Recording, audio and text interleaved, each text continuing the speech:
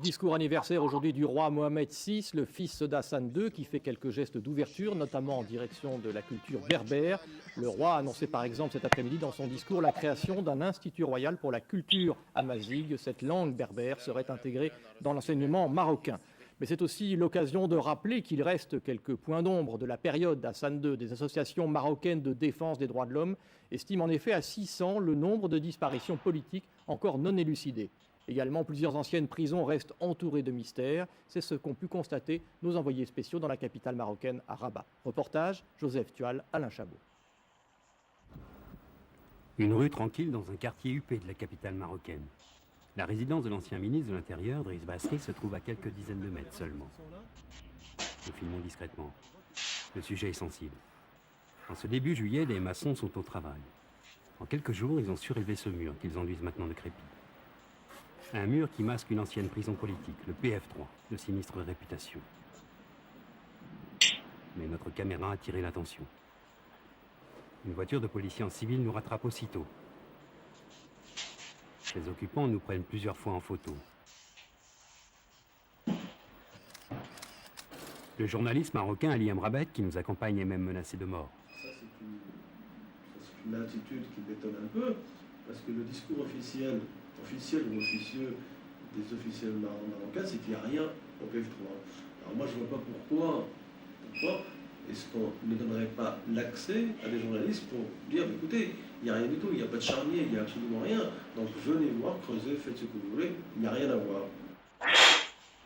Le PF3, nous l'avions déjà discrètement filmé pour la première fois voici un an. Derrière le mur d'enceinte, ce terrain vague, parsemé de parpaings. Ce sont les ruines des cellules qui s'élevaient ici dans les années 70. Une prison très secrète pour les opposants au régime d'Hassan II. Widad Boureka y a été détenu 2 ans. Il affirme y avoir assisté à des dizaines d'exécutions sommaires ainsi qu'à l'enterrement clandestin de 3 des 4 truands français impliqués dans la disparition de Mehdi Ben Barka.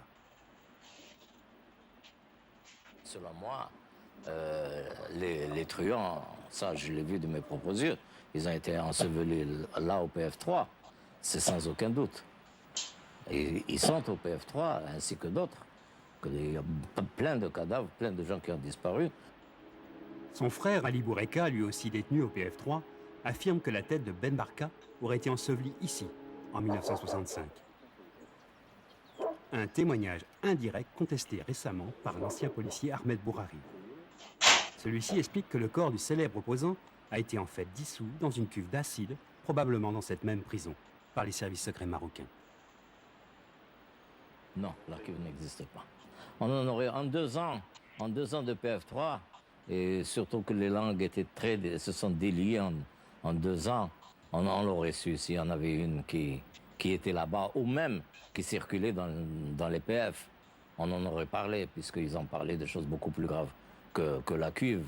Et le fait de nous dire que Hassan II assistait à certains interrogatoires là-bas, certains interrogatoires musclés, c'était plus grave que la cuve. Alors donc, on nous aurait parlé plus facilement de la cuve, si elle avait existé. Que se passe-t-il aujourd'hui derrière les murs du PF3 ? Les corps ensevelis à l'époque y sont-ils toujours ?